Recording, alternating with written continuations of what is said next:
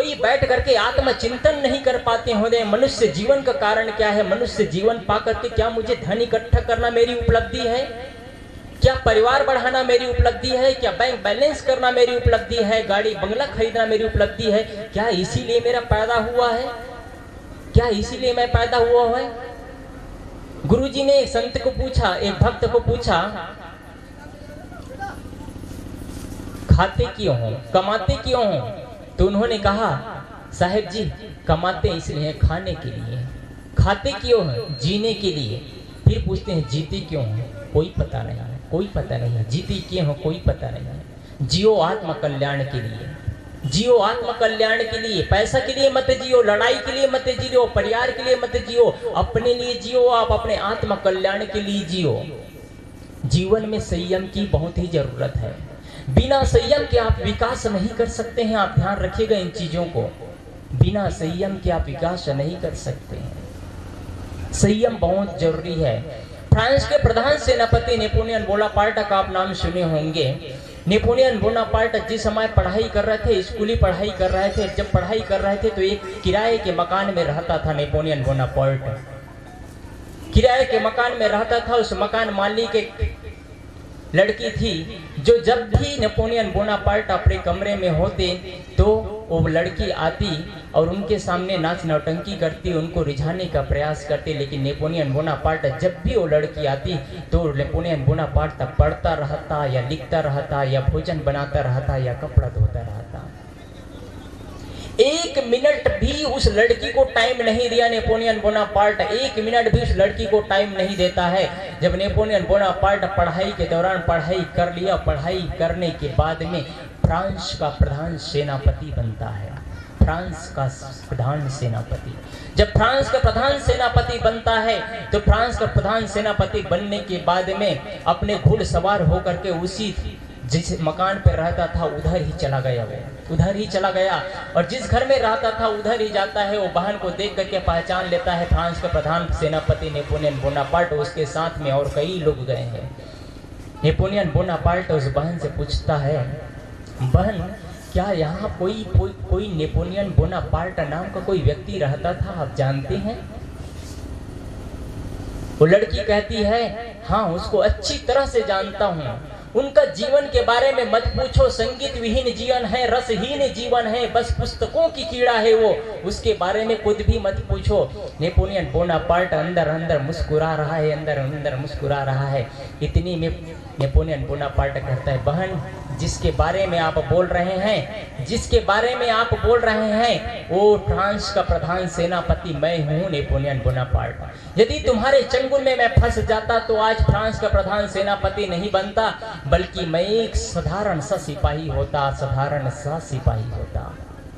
स्टूडेंटों से, भाइयों से निवेदन है, अपने पढ़ाई जीवन में अपने टाइम को, अपने वक्त को बर्बाद होने मत दीजिए, बर्बाद मत। टाइम के बारे में याद आई तो मैं कहूँ, यदि अपने जीवन का आप 1 मिनट बर्बाद करते हैं, अपने समय 1 मिनट बर्बाद करते हैं, मतलब अपनी जिंदगी का 1 मिनट बर्बाद करते हैं, अपने जीवन का 1 मिनट बर्बाद करते हैं। कितना समय मूल्य है।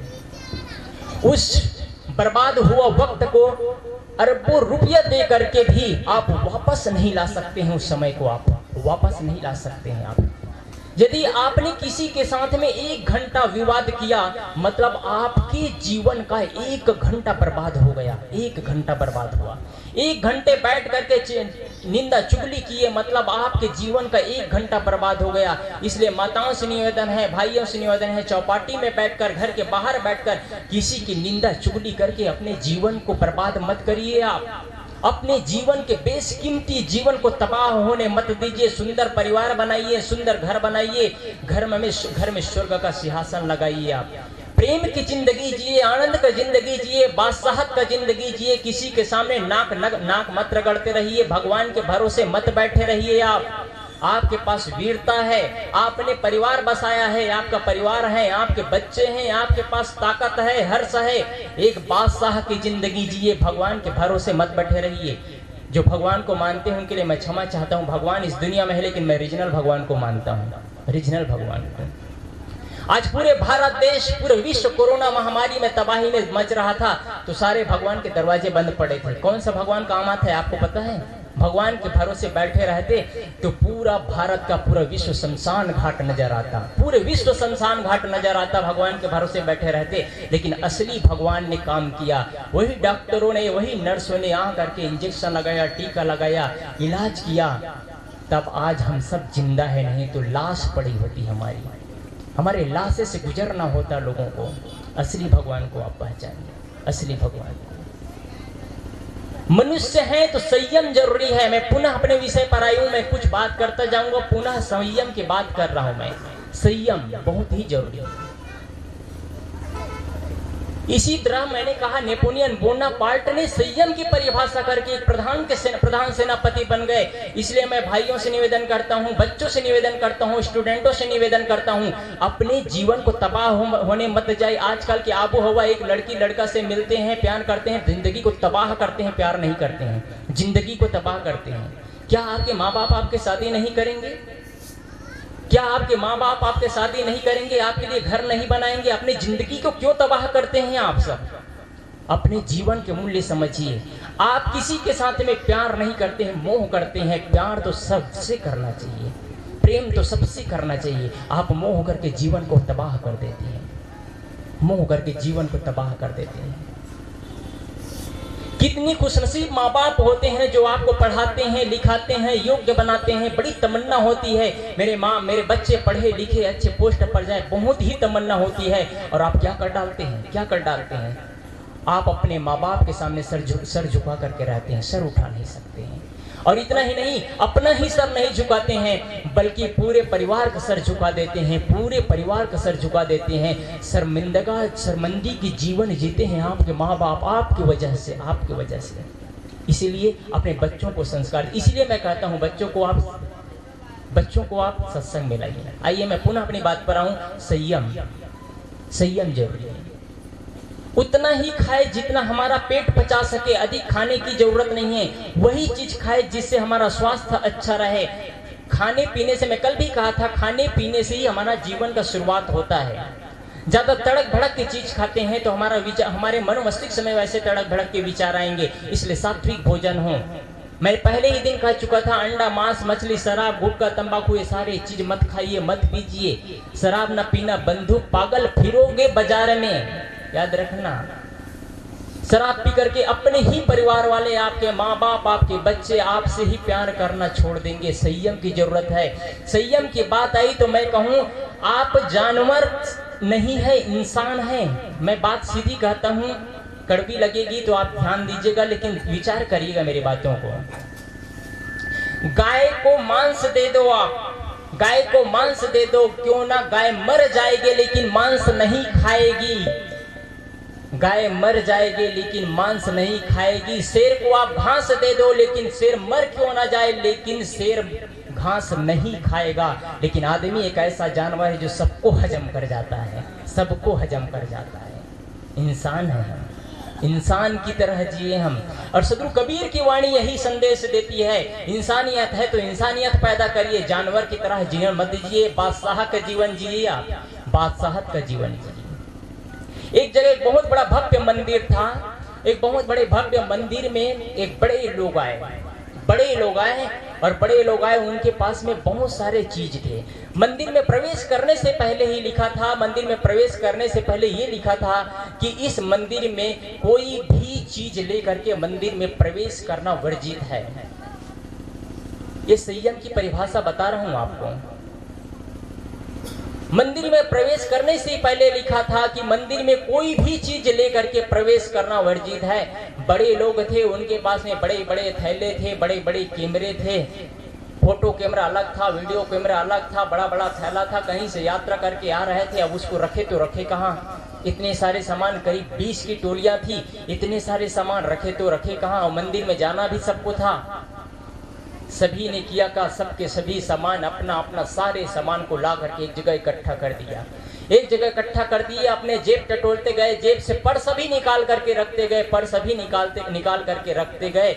और वहां पर एक कुत्ता था उनके साथ में। एक कुत्ता था, दिखने से भी डरावना लगता था, भयावह। मंदिर में प्रवेश करने से पहले कुत्ते के मालिक कुत्ता से कहते हैं इसका ध्यान रखना, कुछ नहीं होना चाहिए। इतना ही कहता है, इसका ध्यान रखना है, कुछ नहीं होना चाहिए। और सभी लोग कीमती से कीमती सामान, मोबाइल, कैमरा, पर्स सब कुछ छोड़ करके चले गए, मंदिर में प्रवेश कर गए। और करीब करीब मंदिर से घूम करके आते आते 1.5 घंटा लग गया। 1.5 घंटा लग गया। कुत्ता वहां से टस और मस नहीं होता है, हिलता नहीं है। किसी की मजाल है कि कोई आदमी वहां का सामान छू सके? किसी की मजाल है जो आदमी वहां का सामान छू सके? कोई सामान नहीं छूता है। देखिए, जीव जंतु में इतना डिसिप्लिन है, इतना संयम है। आदमी अपने इशारे पे पूरी दुनिया को नचाती है अपने इशारे पर, लेकिन अपने आप से खुद परतंत्र बना है। बीड़ी और सिगरेट के लिए भीख मांगता है, नाक रगड़ता है, भगवान नौकरी दे दो। अरे कर्म करो, कर्म से आदमी महान बनता है, कर्म से आदमी वीर बनता है। कर्मों की पूजा करो, क्यों नाक रगड़ते हो, क्यों ये सब दुनिया में पड़े रहते हैं आदमी? 1.5 घंटा लग जाता है। मंदिर से आने के बाद देखते हैं सामान जैसा का तैसा पड़ा रहता है। देखिए, कुत्ता में इतना डिसिप्लिन है, कुत्ता में इतनी डिसिप्लिन है। जब सर्कस दिखाता है, सर्कस दिखाने वाले तो खूंखार जानवर को अपने इशारे में नचाता है। शेर को कहता है आदमी को और बैठ जाओ, शेर उसके ऊपर बैठ जाता है। आप देखे होंगे सर्कस, कुछ लोग, शेर उसके ऊपर बैठ जाता है। खूंखार जानवर को अपने इशारे, जो मांस खाता है उसको भी अपने इशारे पर नचाता है, उसको भी अपने इशारे पर नचाता है। शेर कुछ नहीं करता है, उठ जाओ कहते हैं, उठ जाता है। शेर, चीता, भालू सबको अपने इशारे पर नचाता है, और आदमी खुद अपने इशारे पर नहीं नचाता है। एक जगह एक बच्चे के यहाँ एक संत गए, और एक संत गए तो एक बच्चा ने कहा महाराज जी मैं खेल दिखाऊं? तो कहते हैं दिखाओ। तो एक खिलौना लाया था, तो खेल दिखा। बच्चा कहता है महाराज जी आप गो कहो तो चल पड़ेगा, कम कहो तो रुक जाएगा, वहीं पर आ जाएगा आपके पास वापिस। तो कहते हैं बोलो। महाराज जी बोलते हैं गो, उनका खिलौना चल पड़ता है, उनका खिलौना चढ़ पाता है। कम कहते हैं वापिस आ जाता है, वहीं पर रुक जाता है। काश ऐसे ही हमारी इंद्रियां होती, गो कहते चल पड़ता, रुकने स्टॉप कहते हैं रुक जाता। काश ऐसे ही इंद्रियां होती तो कितना अच्छा होता, लेकिन ऐसा नहीं है। लेकिन इससे अच्छा है कि हम जो चाहे वो सोच सकते हैं, जैसा चाहे हम जी सकते हैं, उससे अच्छा है। लेकिन जो कमजोर होते हैं, जो बुज़दिल लोग होते हैं, जो कायर लोग होते हैं, वो दूसरों के इशारे पर नचते हैं, अपने आप को परतंत्र साबित करते हैं, बादशाहत का जीवन नहीं जीते हैं। संयम बहुत जरूरी है। संयम की परिभाषा देखिए आप, संयम की परिभाषा बहुत ही जरूरी है। बिना संयम के आप विकास नहीं कर सकते हैं। महात्मा गांधी संयम की परिभाषा दिखाते थे। महात्मा गांधी जब उनकी पत्नी कस्तूरबा बाई को उनका ब्लड प्रेशर बढ़ गया था, डॉक्टर ने कहा उनको कि तुमको नमक नहीं खाना है, नमक नहीं खाना है। कस्तूरबा बाई को लगता था क्या सीठा सीठा खाए, नमक कैसे नहीं खाऊं। वो बेचारी करती क्या थी, चुपके से नमक खा लेती थी। एक दिन महात्मा गांधी उनके खाते हुए भोजन को छीन करके चखा, तुम नमक खाती हो? तो महात्मा गांधी ने कहा अब तुम नमक खाओ या ना खाओ कोई बात नहीं, मैं 6 महीना के लिए नमक को टच भी नहीं करूंगा। कस्तूरबा बाई नाक रगड़ती है, आप क्यों नहीं खाओगे? मैं तो, आप खाओ, मैं छोड़ दूंगी। तो महात्मा गांधी कहते हैं आखिर तुम मेरी पत्नी हो, अर्धांगिनी हो, मैं खाऊं और तुम नहीं खाओ तो क्या मतलब होता है, इसलिए अच्छा मैं छोड़ देता हूँ। ये महात्मा गांधी का संयम है। महात्मा गांधी बादाम खाते थे तो 6 बादाम भिंगाना था, तो उनके साथ में 6 के साथ में 8-10 बादाम भिंगा देते थे। तो महात्मा गांधी कहे 6 बादाम भिंगाया करो। दूसरे दिन उनके साथी ने फिर 8 बादाम भिंगाया, तो महात्मा गांधी कहे मैं 6 ही बादाम खाऊंगा, 8 नहीं खा सकता, तुम खा लेना, तुमको खाना है। तो ये संयम की परिभाषा है। आत्मीय बंधुओं, बिना संयम के आप विकास नहीं कर सकते हैं। कथावाचक मंच पर बैठे रहते हैं, कथा कर रहे हैं, भागवत कर रहे हैं, पान खा रहे हैं, गलगला रहे हैं, थूक रहे हैं, कथा भी कर रहे हैं। साधु बने हैं, गंजा का दम लगा रहे हैं, सिगड़ी और सिगरेट थूक रहे हैं, साधु भी बने हुए हैं। क्या ऐसे लोग समाज का विकास कर सकते हैं? मैं क्षमा चाहूंगा अगर किसी को कड़वी लग रही है बात, लेकिन आप विचार करिए। इसलिए मैं कहता हूं अच्छे संतों से जुड़े, अच्छे लोगों को बुलाइए जो आपको अपने आप से मुलाकात कराए। ये कहना चाहिए जीवन सुधार का केंद्र है सत्संग। ये जीवन परिवर्तन केंद्र कहा जाता है सत्संग को, जीवन परिवर्तन केंद्र। आप अपने इंद्रियों को अपने इशारे पर ना चाहिए, अपने इंद्रियों पर। अपनी इंद्रियों पर अपनी इशारे पर अपनी इंद्रियों को न चाहिए। एक बुढ़िया माँ की अवस्था लगभग 80 वर्ष की अवस्था थी। उन्होंने सुना था कि गंगा मैया में स्नान करने मात्र से मुक्ति मिल जाती है। उनके मन में एक तमन्ना रही कि मैं भी गंगा स्नान कर लूं, मैं भी गंगा स्नान कर लूं, मन में एक तमन्ना थी। बुढ़िया माँ धीरे धीरे घर से निकलती है, धीरे धीरे चलते चलते चलते चलते गंगा में पहुंच जाती है, गंगा स्नान करती है। गंगा स्नान तो कर ली है, चलते चलते आई है, थक गई है, 80 वर्ष की अवस्था है, अब कैसे चला नहीं जा रहा है। बुढ़िया माँ जैसे ही स्नान करके निकलती है तो बगल में एक ऊंट बैठा हुआ था। ऊंट बैठा हुआ था, बुढ़िया माँ उस ऊंट पर बैठ जाती है और ऊंट खड़ा हो जाता है, ऊंट चलना शुरू कर देता है, ऊंट चलना शुरू कर देता है। लोग पूछते हैं बुढ़िया माँ किधर जा रही हो? बुढ़िया माँ कहती हैं बेटा मुझे पता नहीं है, मेरे पास में नखेल तो है नहीं, ऊंट जिधर ले जाए उधर ही मैं चले जा रही हूँ, मेरे पास नखेल नहीं है। ये बुढ़िया माँ की कहानी नहीं है, ये हम सब की कहानी है, ये हम सब की कहानी है। नखेल नहीं है, इंद्रियों में संयम नहीं है, इंद्रियों में लगाम नहीं है, तो इंद्रियां ऊंट की तरह हमको जिधर ले जाएंगे उधर ही हम भटकते भटकते चले जाएंगे और जीवन तबाह हो जाएगा, जीवन तबाह हो जाएगा। संयम होना चाहिए, लगाम होना चाहिए, अपने इशारे पढ़ना चाहिए। यदि आप संयम की परिभाषा पढ़ लेते हैं, संयम जीवन जीते हैं, तो आपसे आदर्श लेंगे, परिवार के लोग वो संयम का पाठ सीखेंगे, संयम का पाठ सीखेंगे। भगवान श्री कृष्ण जब महाभारत युद्ध चल रहा था तो भगवान कृष्ण अपने घोड़े के लिए चारा की व्यवस्था खुद करता था। इतने में द्रौपदी कहती है भैया हमारे यहाँ इतने नौकर चाकर हैं, इतने लोग हैं, आप भला ये सब काम कौन करते हैं? तो भगवान कृष्ण कहते हैं घोड़े पर सवार मैं हूँ और उसका व्यवस्था कोई दूसरा करे, क्या मैं नहीं कर सकता हूँ? मैं कर सकता हूँ, मेरा घोड़ा है, मेरे इशारों पर नाचता है। भगवान कृष्ण कहते हैं मेरे इशारों पर नाचता है, मेरा घोड़ा है, मेरे हिसाब से चलता है। मैं जहाँ बैठने कहता हूँ वहाँ बैठ जाता है, जहाँ उठने कहता हूँ उठ जाता है, जहाँ कूदने कहता हूँ कूद करके चढ़ना शुरू कर देता है। भगवान कृष्ण इशारों पर नचाते थे अपने घोड़े को। कभी भी भगवान कृष्ण ने घोड़े पर चाबुक नहीं लगाया है। पूरे युद्ध के दौरान कभी भगवान कृष्ण ने चाबुक नहीं लगाया घोड़े पर, याद रखिएगा। आप कितना ही चाबुक मारते रहे, अगर संयम नहीं रहे तो जीवन में चाबुक मारते मारते थक जाएंगे, रहेंगे जहाँ के तहाँ, हम सब रहेंगे जहाँ के तहाँ। भगवान कृष्ण युद्ध चल रहा है, घोड़े को इशारा करता था, हाथ का इशारा देता था, घोड़ा बैठ जाता था। कर्ण ने जब बाण छोड़ा तो किसको? युधिष्ठिर को लगने वाला था, अर्जुन को लगने वाला था, तो अर्जुन को बाण लगने वाला था। इतना में घोड़े को इशारा करता है और घोड़े को इशारा करते ही उनका घोड़ा बैठ जाता है और बंदूक बाण ऊपर से होकर के निकल जाता है। किसके इशारे पर नचता था? किसके इशारे पर? ये संयम की परिभाषा है आत्मीय बंधुओं। जीवन में बिना संयम के कुछ भी नहीं हो सकता है, बिना संयम के कुछ नहीं हो सकता है।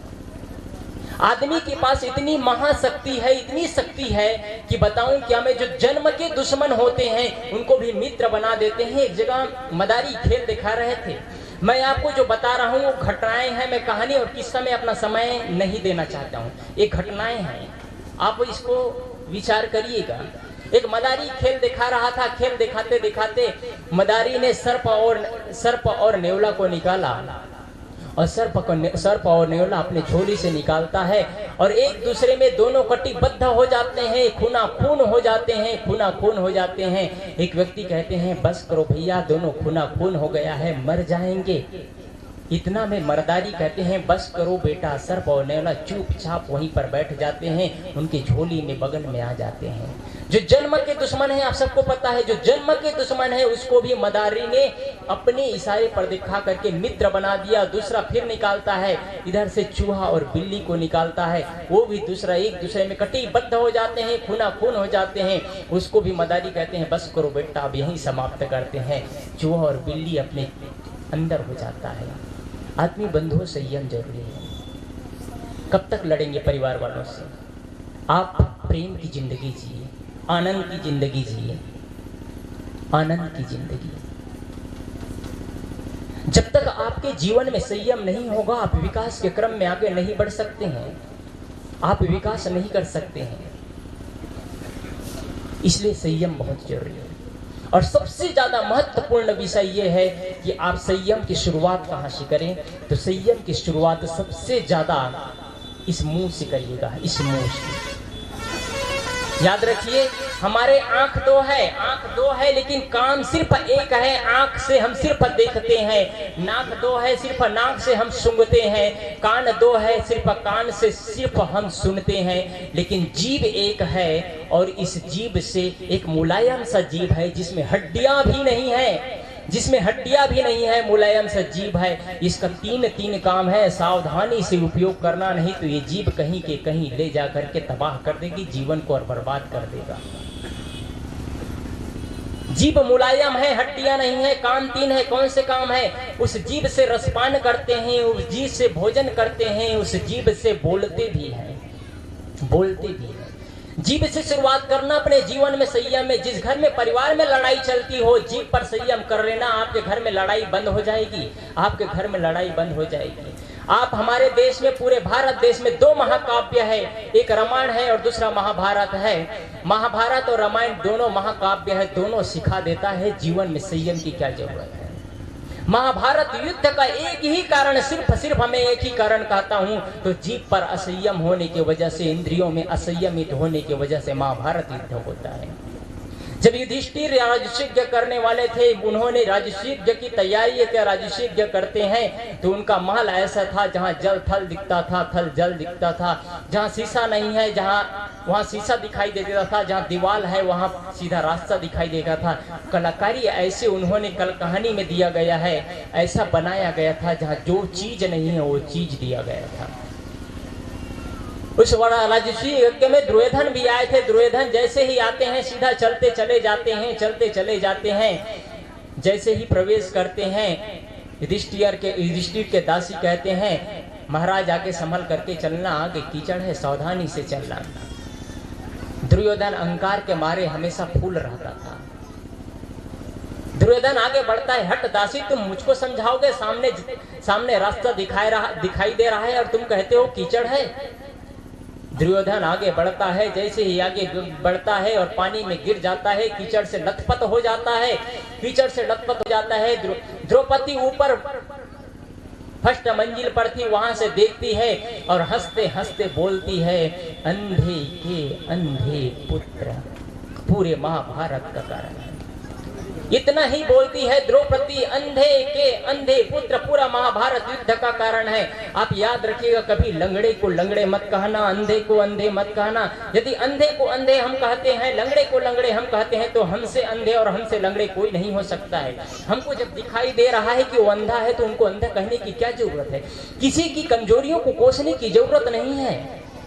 किसी की कमजोरियों को आप कोसना मत, नहीं तो बदौलत आपको वो चीज दूसरा परिणाम गलत आ जाएगा। कोसना मत किसी की कमजोरियों को। द्रौपदी बोलती है, अंधे के अंधे पुत्र। दुर्योधन इतना में झल्ला जाता है, इतना में चिड़चिड़ा जाता है, झल्ला जाता है, और उसी समय वो ठान लेता है, चाहे किसी प्रकार से मुझे अब पांडव कुल का विनाश करना है, पूरे पांडव कुल का विनाश करना है। और पूरा महाभारत युद्ध होता है। जहां तक उन्होंने सिर्फ 5 गांव मांगे थे पांडव परिवार ने, लेकिन उन्होंने अस्वीकार कर दिया। बिना लड़ाई के एक सुई के नोक के बराबर भी मैं जमीन नहीं दे सकता हूं, उन्होंने यही कह दिया। और महाभारत युद्ध होता है, पूरे महाभारत। आपके घर में भी यही युद्ध चलता है, आप सबके घर में चलता है। इसलिए आपस में कभी बैठे, मैं कल भी कहा था कि आपके घर में ईटिंग और मीटिंग एक साथ होना चाहिए। सदगुरु अभिलाष साहब जी जहां जाते कहते ईटिंग और मीटिंग एक साथ होना चाहिए। ईटिंग और मीटिंग का मतलब होता है एक साथ भोजन करो और एक साथ कुछ विकास की चर्चा करना है, घर की चर्चा करना है, आत्मज्ञान। एक साथ बैठ करके 24 घंटा में एक साथ बैठ के बातें नहीं कर सकते तो क्या करेंगे जीवन में हम। आपका घर स्वर्ग बन जाएगा शुरुआत करेंगे तो। स्वर्ग की सीढ़ियां हैं, मैं बता रहा हूं। मैं यहां से जाने के बाद में आपके जीवन में परिवर्तन होना चाहिए। जितने लोग बैठे हैं, अगर कोई शराब पीते होंगे तो निवेदन करता हूं, मुझे एक चीज बस दे देना। आप सबके सब जो शराब पीते हो, मेरी रोज शराब छोड़ देना मेरे लिए। उसके बाद मैं पीऊं या मरूं, मेरी मर्जी है वो। मेरे लिए सब शराब छोड़ देना, कोई गांजा पीते हो, गुटखा खाते हो, तंबाकू खाते हो, बीड़ी सिगरेट पीते हो, माताएं गुड़ाखू बजती हो, सबसे निवेदन है कि सब के सब सारे नशा मेरे लिए छोड़ के चले जाना। यहाँ से जाने के बाद में लगना चाहिए कि वास्तव में इस व्यक्ति के अंदर परिवर्तन होकर के आया है, ये व्यक्ति सत्संग सुन करके आया है। यहाँ से जाने के बाद में आप अपने बहू से, बेटे से, माँ से, बाप से, सास से, ससुर से प्रेम से बात करना, बस प्रेम से बात करना। उनको लगना चाहिए सत्संग में गए थे, कुछ बदल करके आए हैं। आप बदलिए जीवन को, आपके जीवन ऊंचा उठ जाएगा, आप बहुत खुशी महसूस करेंगे, आनंद महसूस करेंगे, लगेगा कि वास्तव में मैं एक अच्छी जिंदगी का शुरुआत कर चुका हूं। आज आपको अवसर मिला है, आज आपको अवसर मिला है। दूसरा मैं उदाहरण दूं, दूसरा उदाहरण है हमारे महाकाव्य में रामायण। रामायण पूरा सीखने का आदर्श का हमारे सामने है, लेकिन एक तरफ रामायण भी बनने का कारण वाणी में असंयम, एक जगह घटना घटती है जो कि सीता हरण का कारण है। मैं क्षमा चाहता हूं, लेकिन मैं सत्य बातें बोल रहा हूं। आपको पता है जब जंगल में वनवास, जंगल में श्री राम, लक्ष्मण और माते सीता जब जंगल में थी, तो जंगल में थी तो वहां घना घोर जंगल था, उस जंगल में वो लोग रहते थे। रावण की मन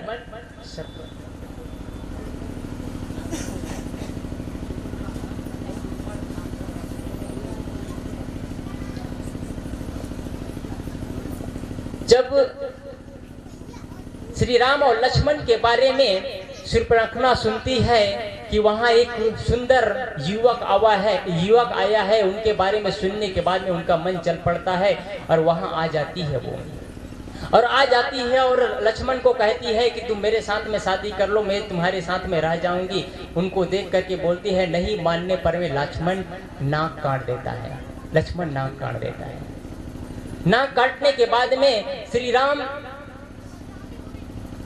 नाक काटने के बाद में फिर होता क्या है, ये बातें सारी बातें जा करके अपने भैया को, रावण को बताते हैं कि वहां एक सुंदर रूपवती लड़की आई है, उनके साथ में 2 पुरुष है। उनके बारे में सुनने के बाद में रावण अपने आप को नहीं रोक पाता है, रावण अपने आप को नहीं रोक पाता है और उनका कारण 2 हो गया, बदला लेने का भी कारण हो जाता है। मैं अपने मूल चीज में आऊंगे तो कारण क्या होता है, कैसे होता है, इन्होंने शब्दों में संयम नहीं रखा, उसका परिणाम क्या होता है। जब रावण मारीच को भेजता है, रावण मारीच को भेजता है, उनको कहता है तुमको स्वर्णमृग बन करके जाना है, और जैसे तुमको बाण लगे वो पूरे घटना बता देता है। तुम श्री राम के आवाज में पुकारना लक्ष्मण लक्ष्मण, तो पूरे घटना घटती है। होता क्या है, मारीच जंगल में आता है और स्वर्णमृग देखता है। श्री राम स्वर्णमृग देख करके सीता स्वर्णमृग देखती है और कहती है मुझे हिरण चाहिए, और हिरण चाहिए। श्री राम कहते हैं लक्ष्मण से, हे लक्ष्मण तुम्हारी भाभी को यह हिरण पसंद है। लक्ष्मण इतने में कहते हैं भैया घना घोर जंगल है, स्वर्ण का मृग होता ही नहीं है, ये राक्षसों से घिरा हुआ जंगल है, कहीं न कहीं जालसाज है, आप इससे सावधान रहिएगा। श्री राम जी कहते हैं चाहे जो भी हो तुम्हारे भाभी को पसंद है, यह जिंदा या मुर्दा चाहिए। और श्री राम उसके पीछे चले जाता है, उसके पीछे चला जाता है। जैसे ही श्री राम मारीच को बाण मारता है और श्री राम के आवाज में लक्ष्मण लक्ष्मण पुकारता है, मारीच लक्ष्मण लक्ष्मण पुकारता है, इतना में माता सीता घबरा जाती है। और माता सीता घबरा जाती है और लक्ष्मण को कहती है तुम्हारे भैया विपत्ति में है, तुम चले जाओ। लक्ष्मण जी कहते हैं मेरे भैया को कोई विपत्ति नहीं हो सकता है, उनको कुछ भी नहीं हो सकता है, आप मत डरो। बहुत कहती है चले जाओ चले जाओ, नहीं जाती है। तब कटु वचन माता सीता बोलना शुरू करती है। माता सीता क्या बोलती है, ये चीज खास चीज मैं बताना चाह रहा हूँ। माता सीता बोलती है तुम और भरत पहले से अयोध्या में मीटिंग कर चुके थे कि श्री राम को मार देंगे और लक्ष्मण को अपना लेंगे, मैं तुम्हारे चंगुल में कभी नहीं फंसने वाली हूँ। ऐसे कटु कटु वचन बोलती है जब माता सीता, वो तो मर्यादा पुरुषोत्तम श्री राम की भारिया है, मर्यादा पुरुषोत्तम श्री राम की भारिया है, राजा दशरथ की पुत्र वधू है, उनको भले ऐसे कटु कटु वचन बोलने की क्या जरूरत था।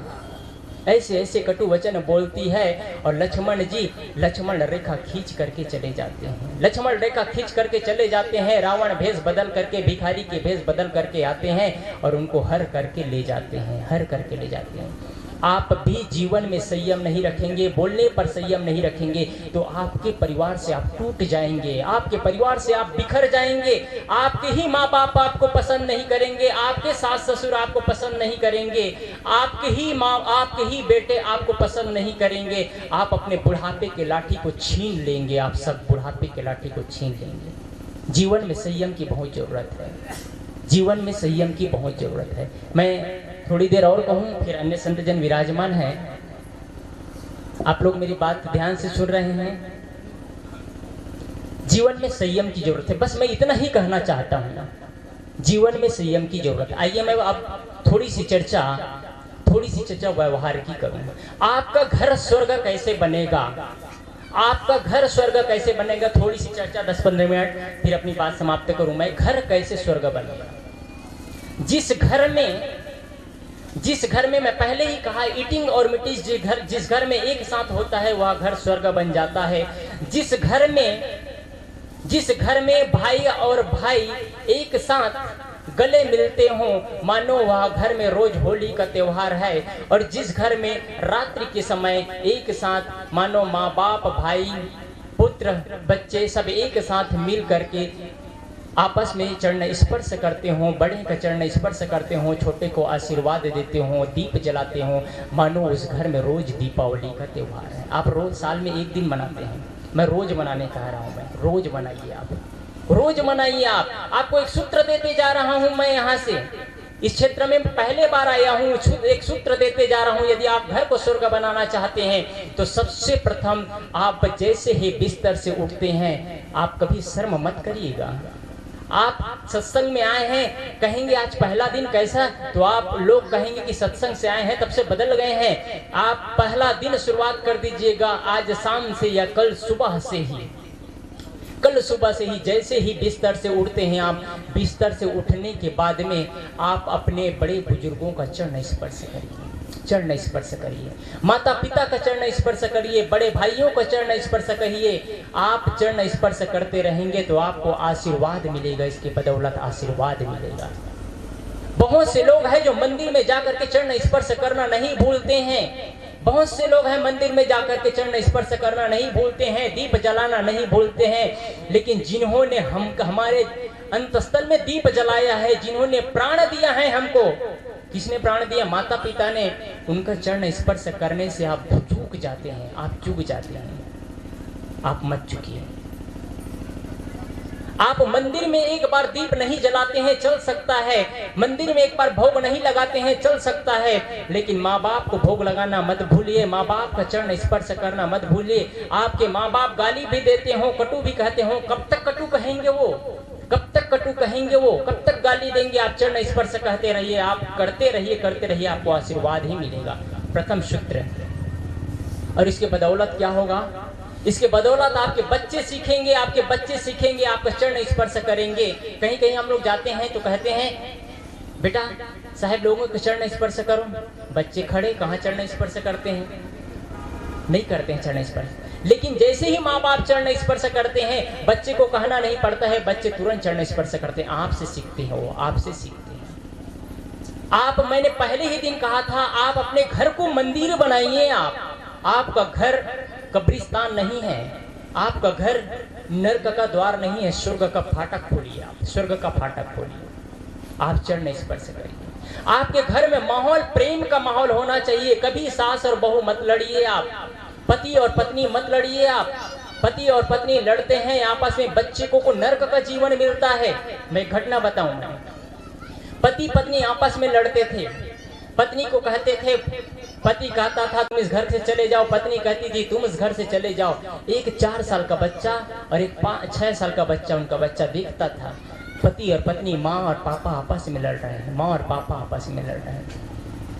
एक दिन स्थिति ऐसे आती है कि बहुत ज्यादा लड़ाई शुरू हो जाता है।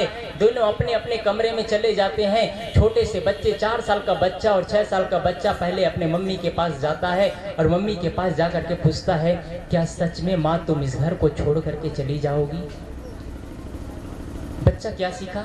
4 साल और 6 साल का बच्चा पूछता है, क्या सच में माँ तुम इस घर को छोड़ करके चली जाओगी?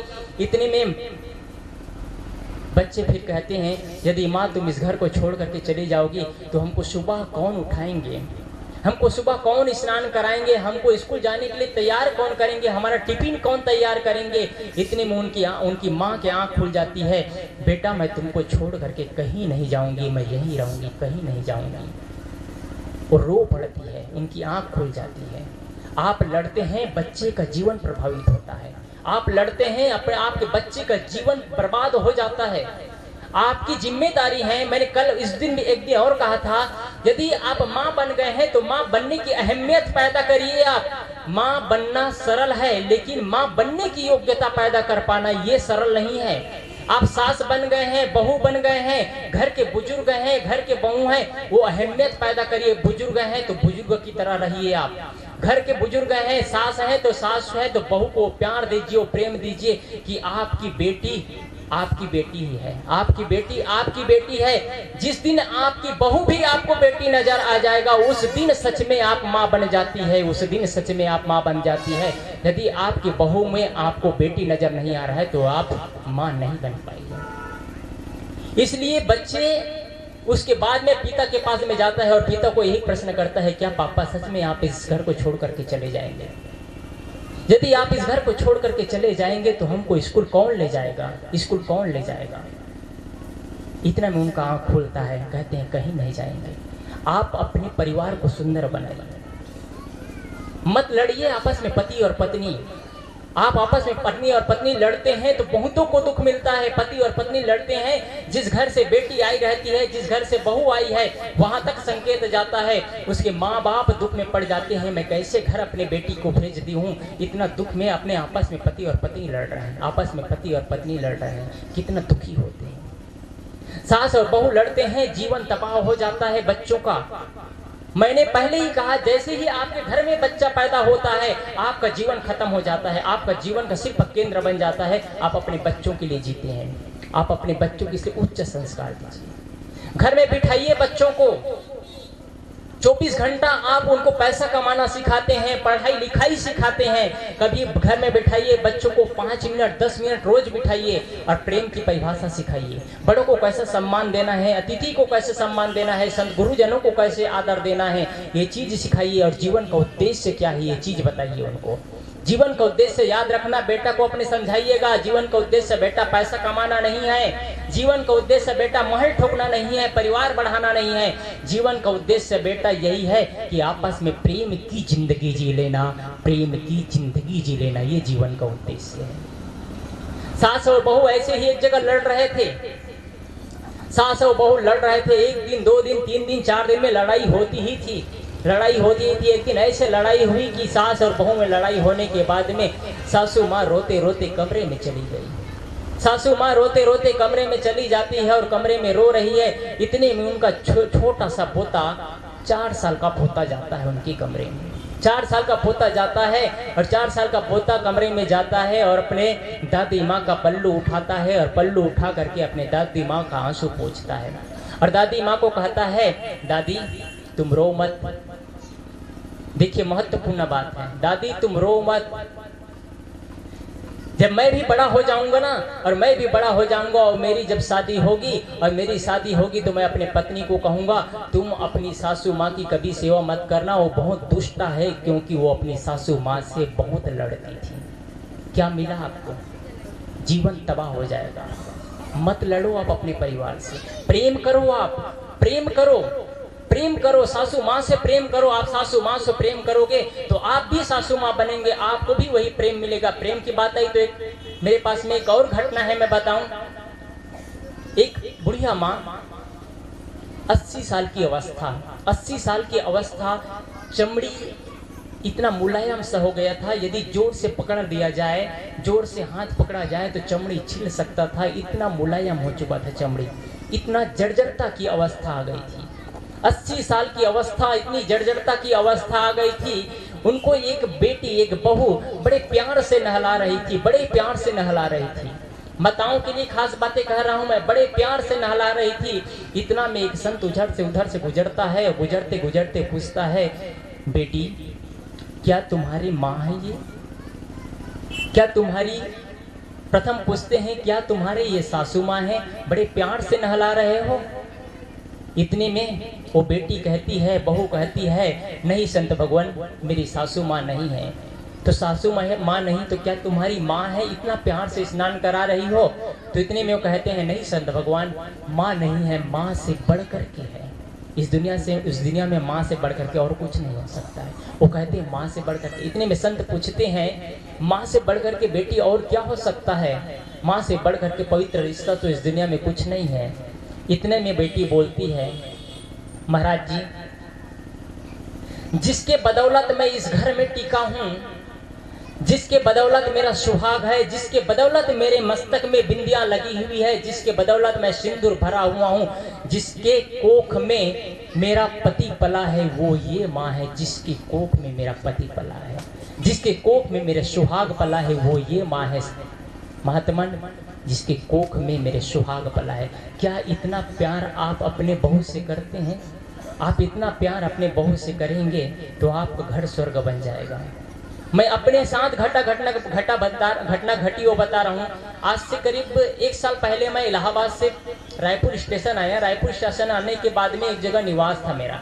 वहाँ कुकिंग सेंटर है, केक कैसे बनाया जाता है, टीचिंग पढ़ाई होती है। वहाँ पर एक जैन लड़की आती थी, बहू है, वो आई और पढ़ाई करती थी, 4 व्हीलर से आती थी। मैंने पूछा, आप ये कुकिंग सेंटर में आप सीखने क्यों आते हैं? क्या आप स्टॉल लगाएंगे कि कुकिंग सेंटर खोलेंगे, क्या करेंगे आप? मैंने पूछा, महाराज जी मुझे सब की शौक नहीं है। कहे, मैं कहा आप क्यों करते हैं?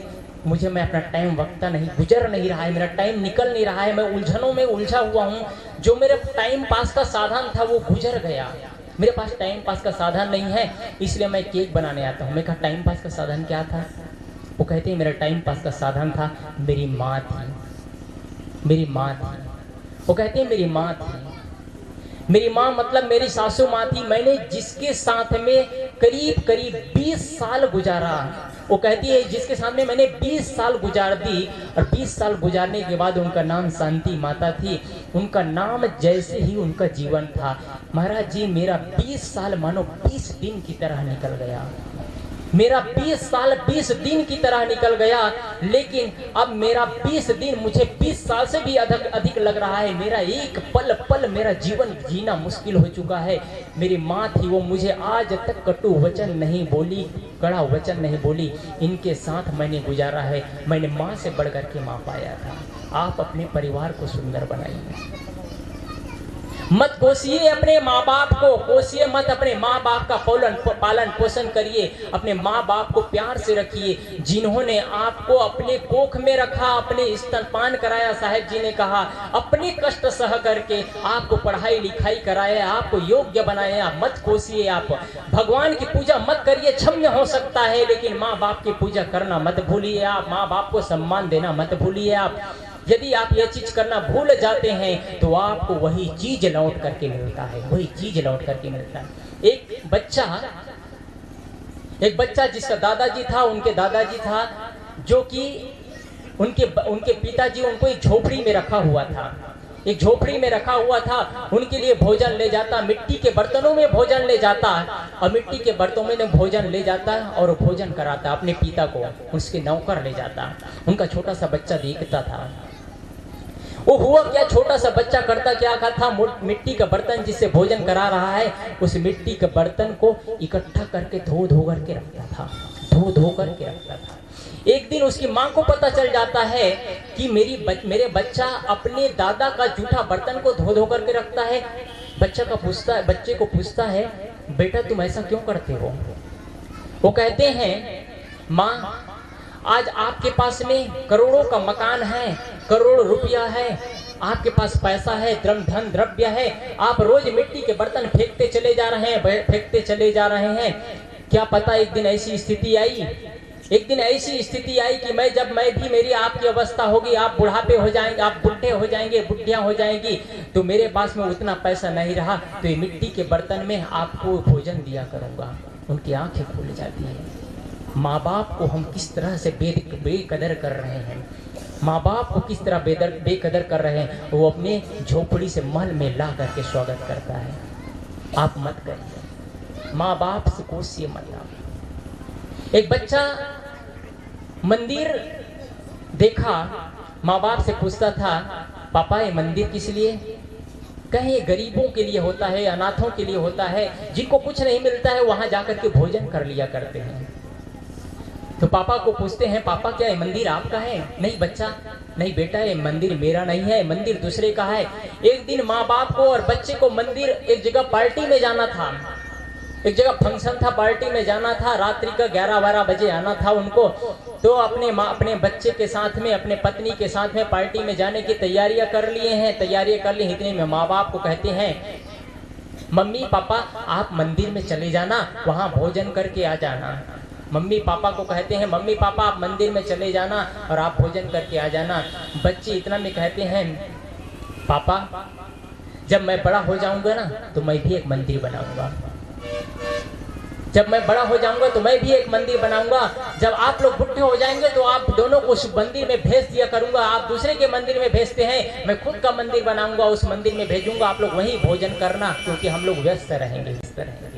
देखिए बच्चे को क्या प्रभाव पड़ता है। जिंदगी को तबाह मत करिए, आप अपने जिंदगी को तबाह मत करिए। बहुत सुंदर जीवन मिला है, प्रेम से जिए, भगवान के भरोसे मत बैठे रहिए। संयम की परिभाषा मैंने पहले कहा, अपने घर को स्वर्ग बनाइए, आप घर को स्वर्ग बनाइए। बच्चों को सीख दीजिए, बच्चों को संस्कार दीजिए, अपने बच्चे को टाइम दीजिए, परिवार को टाइम दीजिए। आप पूरे समय को जीवन के 90% शक्ति, 90% समय को आप धन कमाने में लगा देते हैं। कभी अपने परिवार के लिए टाइम लगाइए, कभी अपने आत्म कल्याण के लिए, कभी अपने उद्धार के लिए अपना समय लगाइए। कभी अकेले में बैठ करके आत्मचिंतन करिए, क्या मेरा जीवन किस लिए हुआ है, मेरा जन्म किस लिए हुआ है, मुझे क्या करना चाहिए। आत्मचिंतन करिए। बोलिए सद्गुरुदेव की जय। बच्चे शांत रहेंगे, आप अपना टाइम सही जगह लगाइए, अपना सही जगह, अपना समय लगाइए। आप एक कहानी कहूं, एक घटना, उसके बाद में अपनी बात समाप्त करूं। एक जगह बच्चा अपने पापा से मिल नहीं पाता था, पापा से मिल नहीं पाता था, देखता था पापा हमेशा व्यस्त हैं। एक दिन हुआ क्या, उनके पास में इकट्ठा करते 50 रुपये इकट्ठा हो गया था, 50 रुपये इकट्ठा हो गया था। उनको पता था मेरे पास कुछ पैसा है, उनके पास में मिट्टी का बर्तन था, उसमें पैसा डालता जाता था, इकट्ठा कर रहा था। एक दिन अपने पापा से कहता है, पापा मुझे 50 रुपये दोगे क्या? अपने पापा से पूछता है। तो कहते हैं तुम पैसों को क्या करोगे, डांट देता है। फिर वह बच्चा दौड़ करके फिर जाता है, पापा प्लीज मुझे 50 रुपये दे दो। पहले से उनको पता था कि पापा 1 घंटा में 100 रुपये कमाता है, और उन्होंने 50 रुपये अपने पापा से मांगता है, पापा मुझे 50 रुपये प्लीज दे दो। दे देता है, बोलता भी है उनका पापा, सारी व्यवस्था तुम्हारे लिए मैं करता हूँ, जो खाना चाहिए, जो पीना है, जो कुछ चाहिए मैं देता हूँ, तुम पैसा को क्या करोगे। पर भी वो दे देता है। देने के बाद में उनके बच्चे को खुशी होती है, और बच्चे कमरे में जाता है, कमरे में जाता है, और कमरे में जाने के बाद में अपना मटका रहता है, मिट्टी का बर्तन, उसको फोड़ता है, उनसे 50 रुपये उनको मिलता है, 100 रुपये लेता है, और 100 रुपये लेने के बाद में अपने गिन लेता है, इकट्ठा कर लेता है, पापा के पास जाता है और पापा से पूछता है, पापा आप बहुत व्यस्त रहते हैं। हाँ बेटा मैं बहुत व्यस्त रहता हूँ। आपके पास टाइम नहीं है पापा? हाँ मेरे पास टाइम नहीं है। बच्चे मुझे डिस्टर्ब मत करो। पापा आप 1 घंटे में कितना कमा लेते हैं? पापा कहते तुमको इससे क्या करना है, मैं कितना कमाऊं, तुम्हारी व्यवस्था तो मैं कर रहा हूं, तुमको क्या करना है इन चीजों से। पापा बताओ ना प्लीज, कितना 1 घंटा में कितने रुपये कमा लेते हैं? कहे मैं 1 घंटे में 100 रुपया, आज से बहुत पहले की बात है, 1 घंटे में 100 रुपया कमाता हूँ। उनको बड़ा गर्व था, 1 घंटे में 100 रुपया कमाता हूँ। वो करता क्या है, पापा से पूछ करके जाने के बाद में थोड़ा देर अपने बिस्तर पर जाता है और पूरा पैसा लेकर के आता है, और पापा को 100 रुपया देता है, 100 रुपया देता है। पापा आज आप हमारे साथ दोपहर का लंच एक साथ करेंगे। मैं आपका 1 घंटा खरीदना चाहता हूँ। मैं आपका 1 घंटा खरीदना चाहता हूँ। और अपने पापा को पैसा देता है। पापा सर से नीचे कर देता है। सर अपने बच्चे के लिए जिन्होंने अपने बच्चे को जन्म दिया है, उनके लिए 1 घंटा का टाइम नहीं है। पैसा पैसा पैसा पैसा बनाने की फैक्ट्री बना लिया जीवन को। आपका जीवन इतना बेशकीमती है। सुंदर जीवन का निर्माण करिए। आप लोग सुंदर जीवन का निर्माण करिए। बहुत सुंदर जीवन है, बहुत अच्छा जीवन है। मैंने एक चित्र पहले बताया कि आप सभी लोग महसूस करूंगा कि अच्छा जीवन जी रहा है। यहाँ से जाने के बाद सभी के सभी आसान से या कल सुबह से चरण स्पर्श करना शुरू कर दीजिए। उसके बदौलत आपके बच्चे वो चीज़ सीखेंगे। और दूसरी चीज है कि ऐसे ही विचारों को जोड़ने के लिए आप लोग संत महात्माओं को बुलाइए। कथा कहानी किस्सा में अपना टाइम बर्बाद मत करिए। आप जीवन की सीख जिससे मिले वो चीजें वो बातें आप लोग करें। कथा कहानी में अपना वक्त बर्बाद मत करें। जो जीवन का उद्धार नहीं किया है वो दूसरे का उद्धार नहीं कर सकता है। जिनके मैं पहले ही कहा, जो पान खाता है, मुंह गलगला रहा है, रंगीला मुंह है, वो लोग क्या उद्धार करेंगे अपना। इसलिए ऐसे संतों को बुलाइए। हमारे छत्तीसगढ़ में अभी रहना होता है। छत्तीसगढ़ में कहीं बर्थडे पार्टी में बुलाते हैं, कभी जन्मदिन में बुला रहे हैं, तो कभी मृत्यु में बुला रहे हैं, तो कभी गृह प्रवेश में बुला रहे हैं, तो कभी बहुएं आती हैं, उनके आशीर्वाद के लिए बुलाते हैं संतों को। साहब जी आप लोग कुछ प्रेरणा दे दीजिए कि बहू को कैसे रहना चाहिए, घर में सासू माँ को कैसे रहना चाहिए, कुछ प्रेरणा दे दीजिए। वहाँ घंटों 2 घंटा 4 घंटा प्रवचन होता है। इस प्रकार के आप लोग आयोजन करिए। संतों को बुलाइए, संत के नजदीक के संतों को बुलाइए, जिनको बुला सकते हैं बुलाइए। आप लोग प्रोग्राम करिए और बच्चों को संस्कार दीजिए।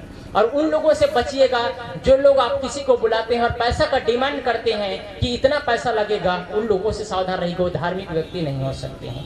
मैंने काफ़ी देर तक आप लोगों के बीच में बहुत सारी बात कही और बातें तो ऐसी है कि ख़त्म नहीं होती है, चलती चली जाती है। कबीर का विचार ऐसा है जैसे शाखे पर शाखे निकलते चले जाते हैं, ऐसे ही विचार का स्रोत आता चला जाता है।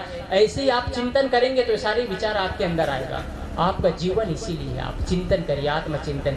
एक महान व्यक्ति बनना है आप सबको, एक योद्धा बनना है, अपने साथ लड़ाई करना है, अपने बुराइयों के साथ लड़ाई करना है और संयम की परिभाषा के साथ घर को स्वर्ग बनाइए, घर को प्रेममय बनाइए। बोलिए सद्गुरुदेव की जय।